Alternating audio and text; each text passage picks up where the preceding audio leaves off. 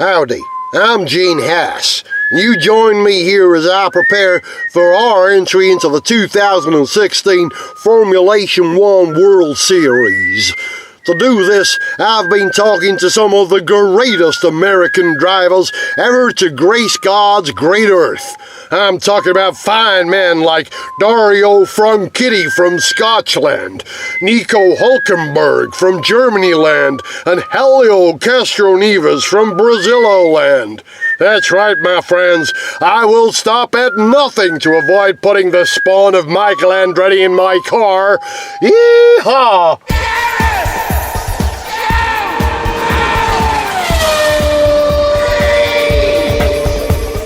Hello, he's Zog. Hello. He's Richard. Hello. And I'm Gareth Jones. This is On Speed, and I noticed something recently. I was on holiday down in Dorset, and we were camping near Corfe Castle. I'll talk more about that later in the show. Near Corfe Castle, and one of the biggest towns, not a very big town, near Corfe Castle is Wareham. And I was astonished to find in Wareham an MG dealership. Wow. I haven't seen an MG dealership anywhere for a very long time, and I was kind of tickled. I'm wondering, why are they in Wareham? You know, what's the demographic here? Why would MG be in Wareham? And I did a bit of a scan on the MG website, and they've got quite a few dealerships around the country. I thought they only had like 4 or 5, but there must be 20 or 25. I think there's more than that. Yeah. Every so often, if you read their bump, they're always talking about they sort of had a target to put on more dealers this year. And they'll say, this year we're going to be recruiting X number of dealers. And yet the number of dealers, I think it sort of hovers around about 50. Because I think for every one they recruit, they seem to lose another one. There was one around the corner from me, which was weird because it was sort of part of what was ostensibly a big second-hand car garage which had suddenly taken on a new car franchise in a half-hearted way and then clearly gave up because the signs disappeared. And now, do you know where they have just put a dealer? I bet it starts with a W.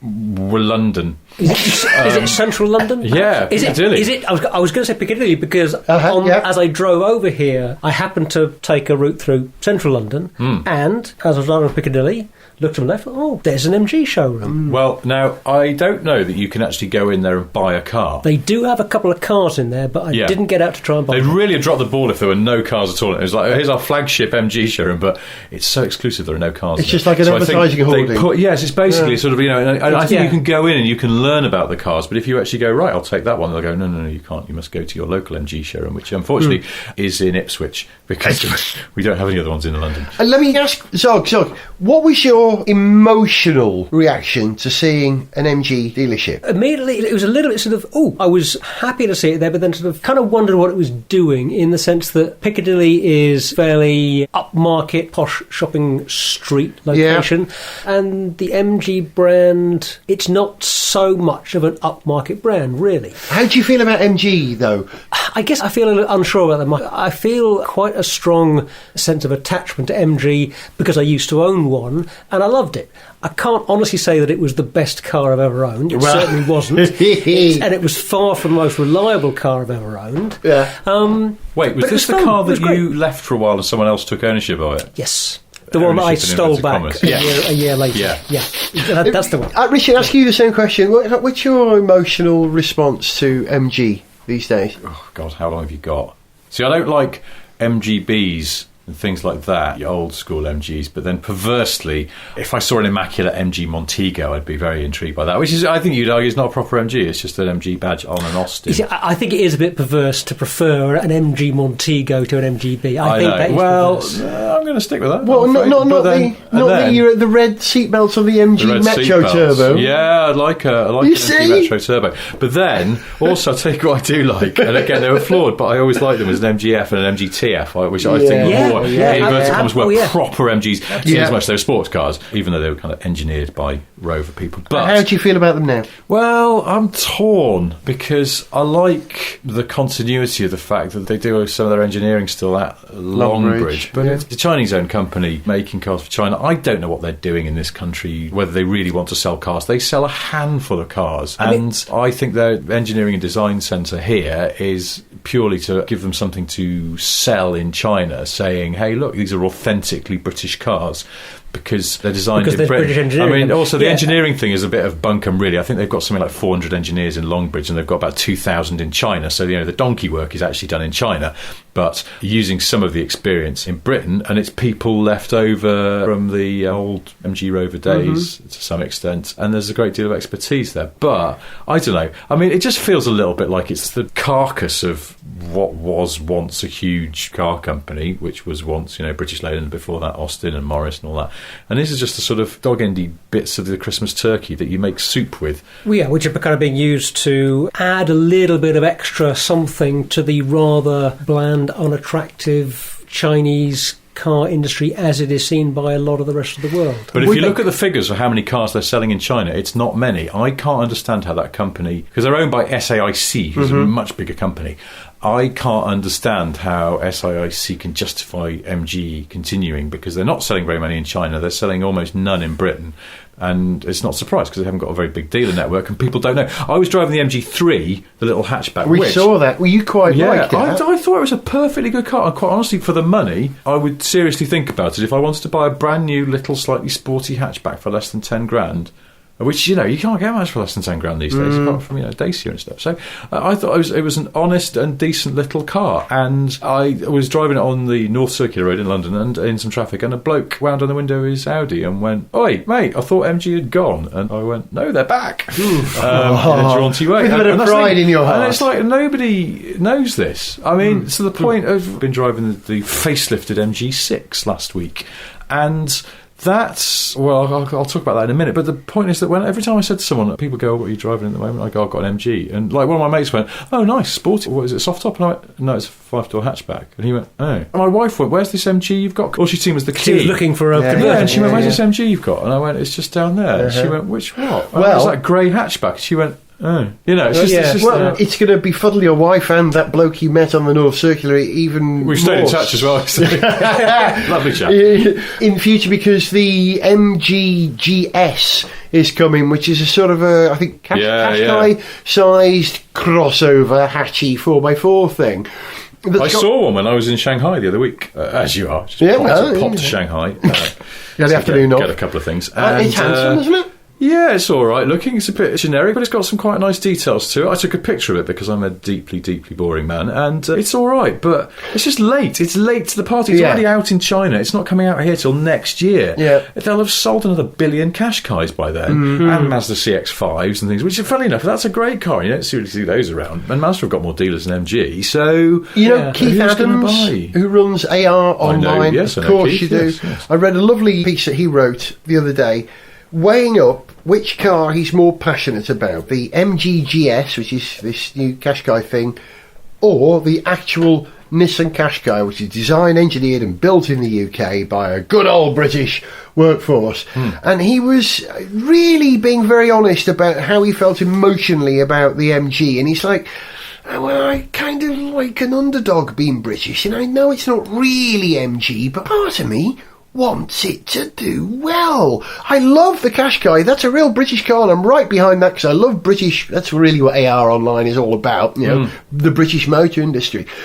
And I thought it was a brilliant zeitgeist piece where he's identified something, which is why I was asking about your emotional response to the MG dealership, whereby, although we all know it's not really the MG that we supported as buyers and as fans as kids, but we do we kind of want to see the DNA still, still there. We want But to see it's weird, isn't it? heritage. Because it sort of feels like there's no continuity of the DNA. I mean, that's the bit that I sort of cling to, is the fact that there is some continuity with, and sort of not MG as such, but certainly sort of wider, if you like, British Leyland remnants, because they still have that place at Longbridge, which was the old Austin factory, and there's still people who work there who were there at MG Rover and Rover before that, and so there's sort of some continuity there, but also at the same time it feels like there isn't really, that they could plaster any old name on those cars, and they're just using the MG badge as sort of some kind of animated corpse to try and sell cars, and it doesn't seem to be working, which is the saddest part of all, because I think maybe I accidentally discovered this when everybody expected the MG I borrowed to be a sports car. But I think that's what people associate MGs with, even though MG historians will always tell you they sold more four-door saloons even in the days of sports cars, because, you know, the magnets and things like that. Of course. And then them sort of badge-engineered 1100s and 1300s and stuff. My mother had one. Yeah, so there were a lot, and of course you go into the Montego Maestro era and they sold a fair few of those, and they weren't selling sports cars at all then. So actually, statistically,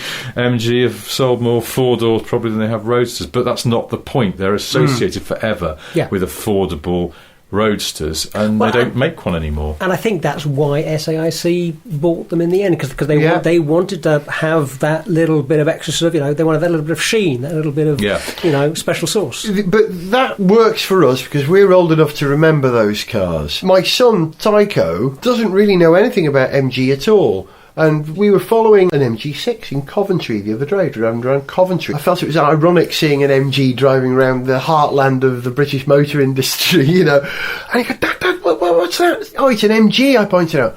Oh, yeah. Well, what is it?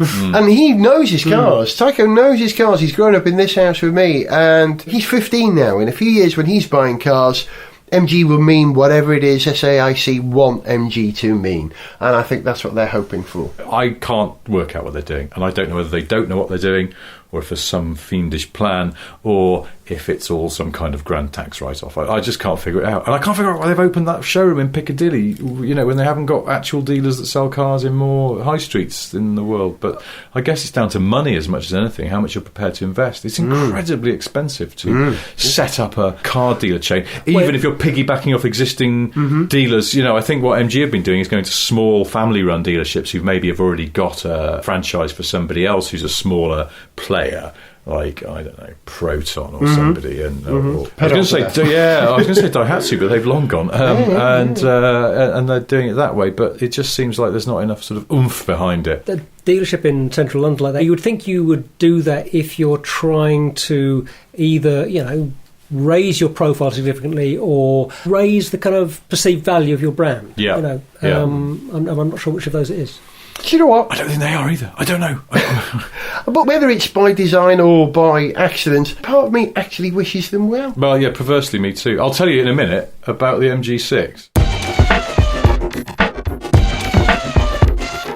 Welcome to Authentic British MG Engineering Centre in Birmingham, where we of the SAIC vehicle making concern authentically engineer our authentically British cars in a most authentic manner. This is why I cannot speak to you anymore, as I am now on strike. Ha! Sniff Petrol with Gareth Jones on speed! I think I'm going to start every part of this particular programme talking about what I noticed whilst I was driving around on holiday this year.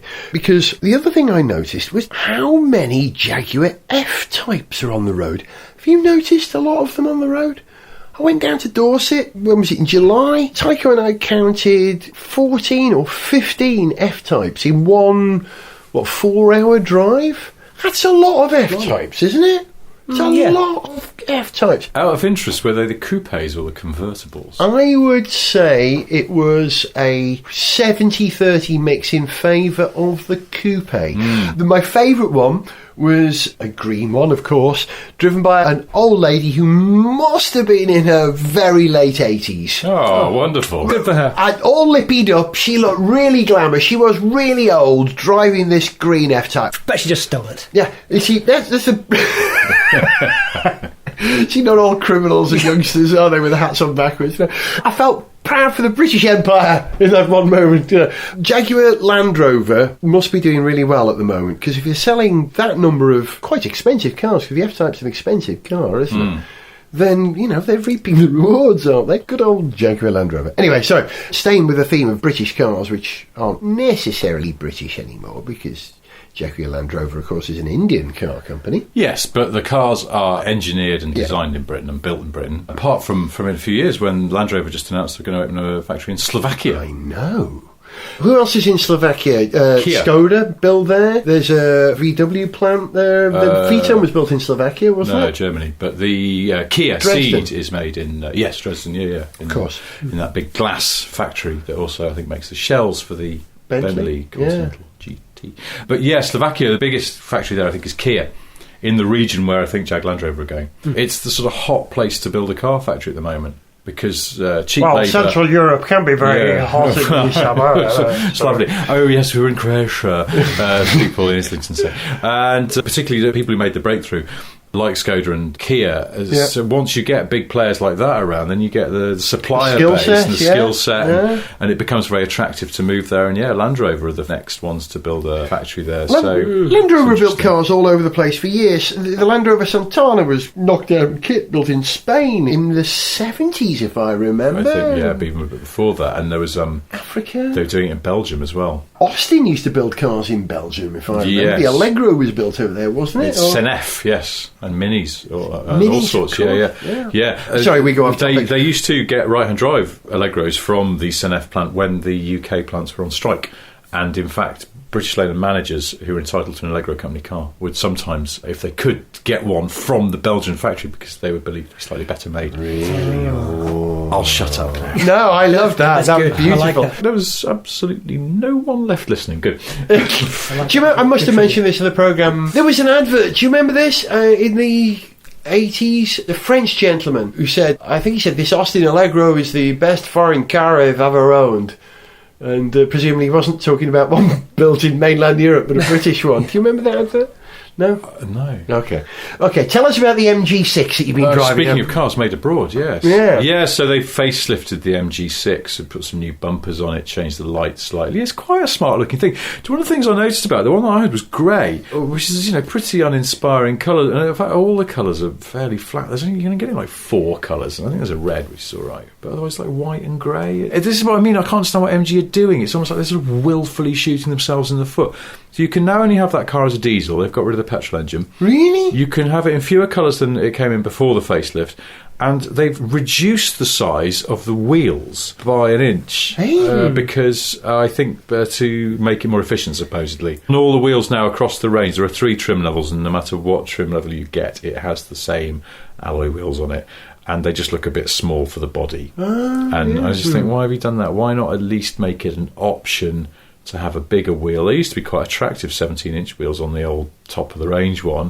Why not keep those hanging around, even as an option? People who want their cars to look a bit nicer and prepared to take a hit on the CO2 figure. I just don't. Well, it's not like they're going to have a corporate average fuel economy problem with a car. They haven't got a V8. They haven't got a they have one engine. It's a one diesel engine, and you can just have it with a 6-speed manual gearbox. There's no paddle shift. There's no auto. It's a very simple range. I mean, that's probably part of the problem why I don't sell any cars because it's not broad enough. That Peugeot that you talked about in the last show. The model name is so absurdly long because there are so many different variants. And you're kind of going, what is it?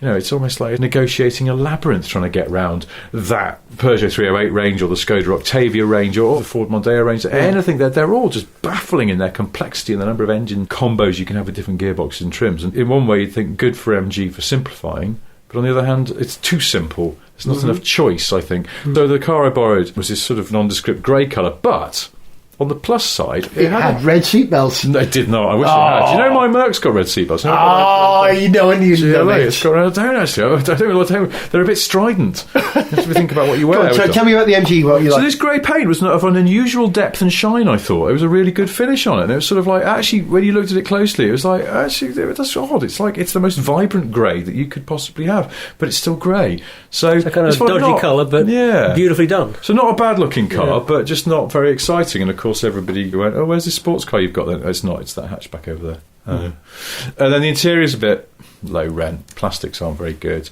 It just feels a generation out of date. There's some things which are just fundamentally weird mistakes. Like the key, it feels like it's got nothing in it. It feels like a display mobile phone from a shop. It's really weirdly lighter than it should be.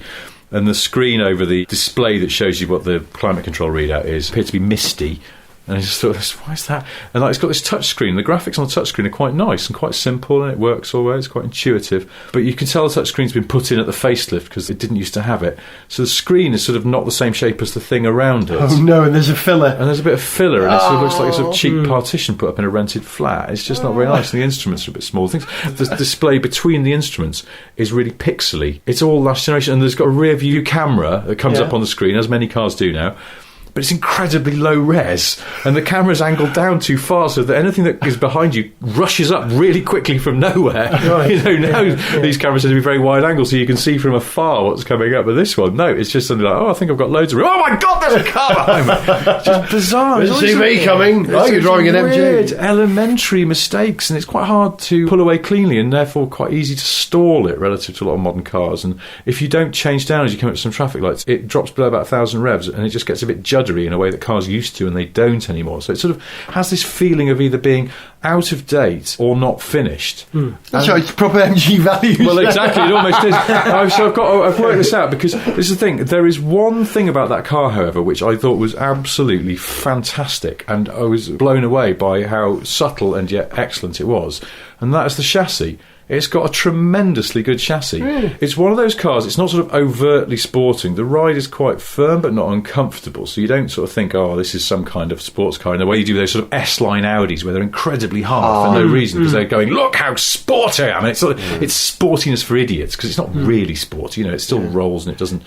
Lotus didn't do it, did they? No, I think that's the thing. I believe that most of the sort of able people from MG Rover probably went or tried to go to Jaguar Land Rover, because in the time of uncertainty when Rover went down, what were you going to do? Try and get a job? And Jag Land Rover desperately been hiring engineers and still are. So if you're half decent, there's a job just down the road in Gaydon or Whitley or Solihull or wherever. But I think they've managed to keep some sort of die-hard people at Longbridge. And if you think about some of the cars they did in the past, those MGs they did latterly, the ZT and the ZR and ZS, they all were great handling cars. Actually, the MGTF wasn't a bad handling car. No, for a Metro going backwards. Exactly, and with that in mind, it was particularly impressive. It sounds like overall a bit cheap, bit shoddy, but they've done the most important bits properly. So yeah, I don't know, the engine calibration could have been better. The gear change is quite nice and slick. So yes, I suppose so. It sort of feels like it was done by people who really do like driving, and in quite a subtle way, because the temptation, I think, would be that a lot of cars, you think, the engineers love driving, but the marketing department outrank them and go, no, make it a bit stiffer so it feels sporty. And they'll go, well, yeah, but this has got... No, it must feel sporty, not be actually a good chassis, a sporty chassis. And you get this sort of depressing sense that marketing outranks everyone else. And this, I don't know whether they have a marketing department at MG, because I suspect almost not, otherwise they'd sell the cars better. But what they do seem to have is still some very talented engineers. It's hard to describe how good the chassis is. It's just, it's got that sort of... If you ever drove an 80s or 90s Peugeot, when they had that sort of... The only way I can describe it is a sort of fluency to them, this sense that the car is just going with the road. 405 M16, 205, 1.9... and things, but even actually just like ordinary 306s, not even the GTIs, because they had a sort of quite a supple ride, but it's the way they just flowed with the road. There's something else that's wrong with this MG6. It has electric power steering, and the assistance is all over the shop. It's very weird, and sometimes it's heavy, and then sometimes it's light, and it's awfully inconsistent, and it's not good. And yet, the steering itself is very accurate. So you can just point it into a bend, and then that's it. You've chosen your line, and you stick with it. And I think a lot of cars, sometimes you just have to adjust a little bit because there's slack in the system somewhere. Whether it's the rate of roll or and the way that's taken up by the springs, or whether it's the steering itself is just not quite allowing you to position the car where you thought you were going. And this MG, you picked your line, you stuck to it, and then the car just sort of breathed with the road. Confidence inspiring. Yes, knowing exactly. knowing that. So you used to own it was a midget. It was a midget, midget. Why the hell, with that wonderful chassis, why aren't they making a slightly shorter version? Imagine a cheap rival to the MX-5 that was badged an MG.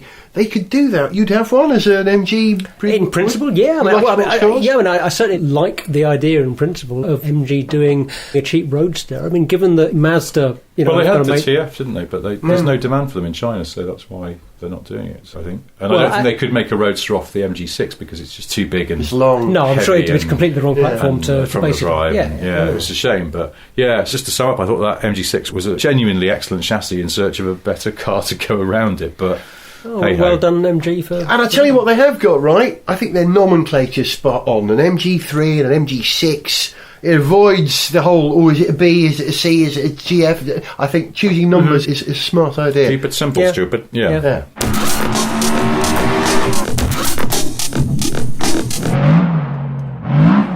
Carlos Ghosn, could you confirm the sensational rumours that Renault is to return to Formula One next season? Yes, it is perfectly simple. Renault is to buy Lotus and to continue using Mercedes engines. That doesn't sound perfectly simple at all. As you will see, this will be the return to the glory days of Renault in Formula One. To achieve this, I have already made the call to Fernando Alonso and asked him to drive for us once again. And if that's your plan, will we also see the return of Nelson Piquet Jr.? That is not really up to me. You will have to ask our new team manager. Hello, super sexy time, luxury yacht, boobies. Oh, I see. Oh my God, he's humping my leg. Yes, it's probably best just to let him finish.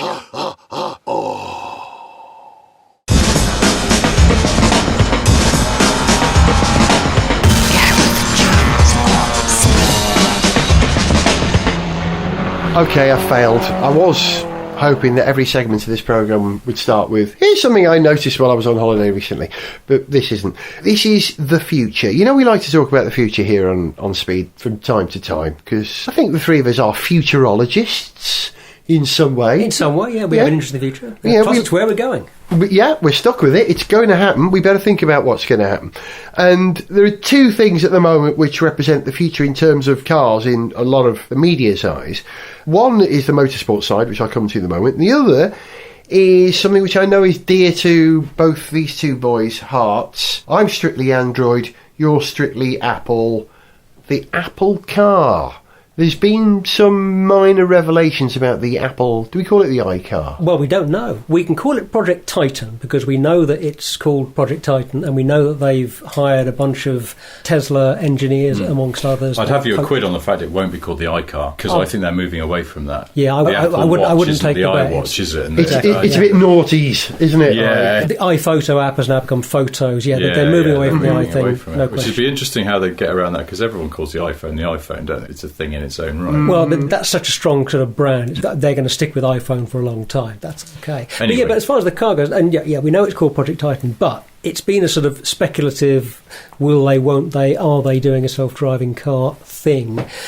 But what has just come out as a result of a Freedom of Information request, I think, by a Guardian journalist, they've dug out an email from an engineer at Apple who's working on the project to somebody at this secure, secretive testing facility for self-driving cars called Momentum, I think it is, inquiring about when they can book time to do some testing and how they can work around other companies' schedules.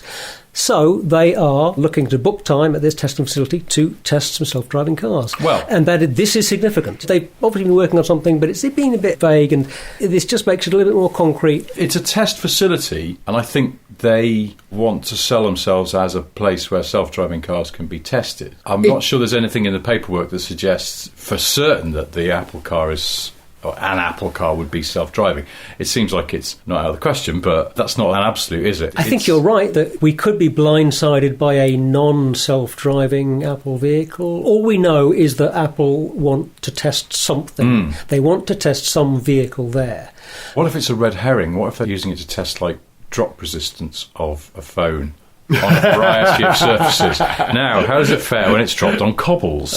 Now, what about this stretch of road that replicates a Japanese highway? Well, speaking of somebody who has driven their own vehicle over their own laptop, I wouldn't mind it at all if they were planning to test the resistance of new generations of laptops and phones to being driven over. That's fine by me. It's an increasingly common it was very problem. Stupid, and I'm not proud of it, but it gave me a chance to learn how to replace the screen on a 17-inch titanium. But you've also broken MacBook more Pro. iPhone screens than anyone I know. I've only broken 2 or 3. Two Come on, or you three. must know somebody who's broken more than that. I think I've been pretty good. I'm not. The thing I'm bad at is pouring coffee into laptops. Because I haven't ever broken an iPhone screen. I've Now I'm never broken a phone. Did I tell you about when I got my iPhone, my latest phone, iPhone 6, and sort of the week after I got it, I was walking the dog and I went to go and clear up some dog poo, and the phone was in my inside pocket of my jacket and slid out. Into the dog poo? Well, this is the thing, no. Soft landing? Oh. Hit the ground and it just damaged the corner of the thing. It just scuffed the corner of my brand new phone. And I was thinking, if it had fallen just about 4 inches to the right, it would have landed in the dog poo and it wouldn't have got damaged. But then it would have had dog poo on it, which would have been worse. And have you resolved that dilemma? Are you clear in your own mind? No, because every time I look at this phone now, I go, oh, look, the corner's scuffed. It's a bit annoying, but it's not the end of the world. You know. But I was thinking, there's some poo in the button. I don't know. Can I tell you what I think about the Apple iCar? That it will be dog poo proof if it drives you dog poo. I sincerely hope so. I wrote an article, I think I showed it to you a while back. It was to be published in a car website, which it hasn't been, and I probably won't be now because it's out of date what I wrote.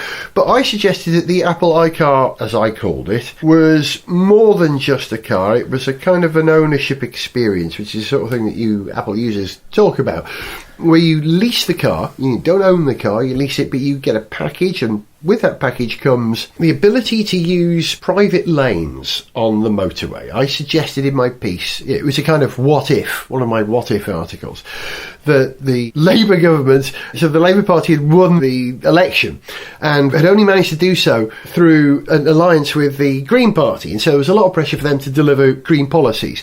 And Apple had said, oh, we've had this great idea. We want to introduce the iCar into the UK because it's a small place and we can control our experiment there. But what we want to do is electrify an additional lane on the M1 between London and Birmingham, because that's how they'd say it.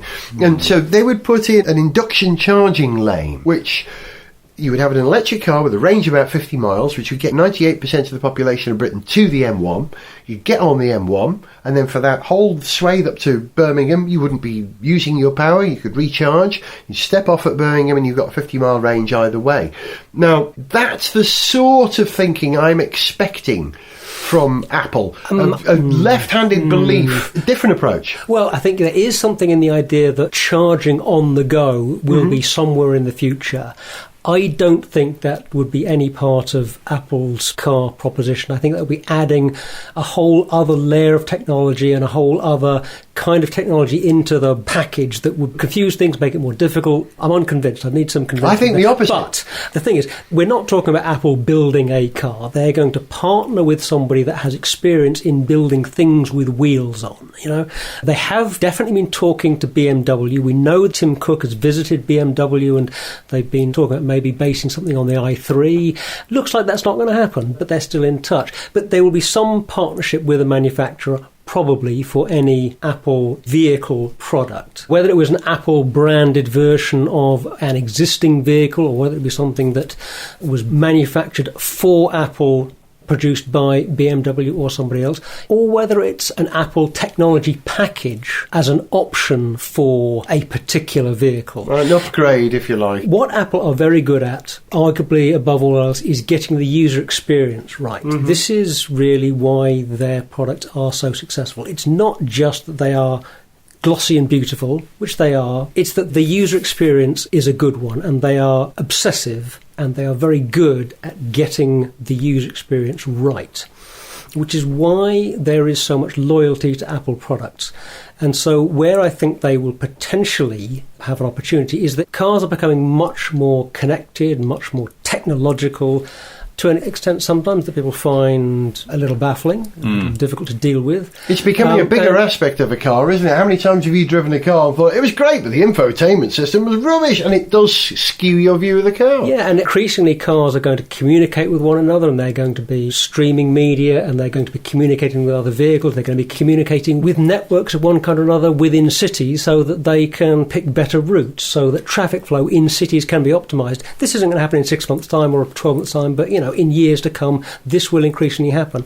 And this is an area of technology that I'm sure Apple don't want to not be involved. They want to be in that area. So that's a bit of a ramble, but... No, I take your point. I'm not a big Apple fan. I don't disrespect what they do or anything. I just don't buy into the cult of Apple, and that's why I don't do it, because as Kevin Rowland said, whatever it is you think I am not, and I subscribe to that. I'm just being awkward, and I know I am. It's so lovely in here.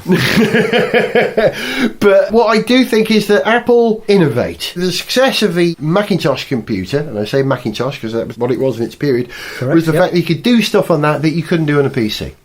And the success of the iPhone is that you can do stuff on that you couldn't do on a Nokia or an Ericsson at the time. Well, yeah, I mean... Well, the whole GPS thing... See, I'm going to disagree with that, because what I think is Apple don't innovate, they just refine. I think everything the iPhone was capable of doing, you could get somewhere else, but it was just all a bit janky and a bit hopeless. And what they did is as Zog was saying, they refined the user experience, so it was all just very easy to use. You didn't have to be a computer programmer. I disagree. No, I don't think there was a phone with mapping on it until the iPhone. But it didn't come out with mapping. When the first iPhone came out, there was no GPS on it. I didn't even have the first iPhone. It was not even the first generation of iPhone. I think it took 3 generations to get video as well, which a lot of the other Nokia phones and stuff had. Well, because Apple, they're perfectionists, they didn't want to sort of put up with the first generation of the technology, the cameras, whatever it was, or the chips behind them. So they waited till it was at a standard they were happy to accept to make it the best experience it could be. I don't think they are an innovative company. I think they are a very good refiner of concepts. You know, the iPad wasn't the first tablet, but people tend to use iPad as a sort of synonym for tablet computer, and that dominates that world that it's in. And they're actually just very good at making things good and acceptable to the public. The iPod was not the first MP3 player. In but fact, it was the best one, because they just sort of made it work. Which is why it was the one that took off, and it was why it was the big success. Boys, I've got it. We'll close the show with having taken on board what you've just said and what you've just said. Zog, you say that Apple were going to draw a synergy, an alliance with a firm who make wheel things and will make it successful. Well, I have a caveat there. I would love to see Apple do something like partner with Gordon Murray and do something with his ideas about the kind of car to make and how you make it. He's doing that. I don't think they will do that. I think it is going to be a partnership with a Chrysler, with that will never happen, because his process is called iStream, and they're ditching the i thing now, right? But taking on board what Richard said, you know, taking something and really refining it, right? You know, McLaren buggies, not McLaren cars, not to be confused. The people who make buggies, the yummy mummy buggies. Yeah. Well, no, they don't. They're going to go back to the Mac name, aren't they? They're not going to make a car. They're telling us it's just going to be a really, really good baby buggy. The iMac McLaren buggy. I know that was poor. It's the best I could do, and I'm not them. You've been listening to Zog. Goodbye. To Richard. Goodbye. And me, Gareth. This was On Speed. See ya. To send us an email, see pictures, get song lyrics, join our Facebook fan site, follow us on Twitter, or to find out about sponsorship opportunities, go to GarethJones.tv. Gareth Jones on Speed is made in London by Whizbang. Gareth Jones on Speed!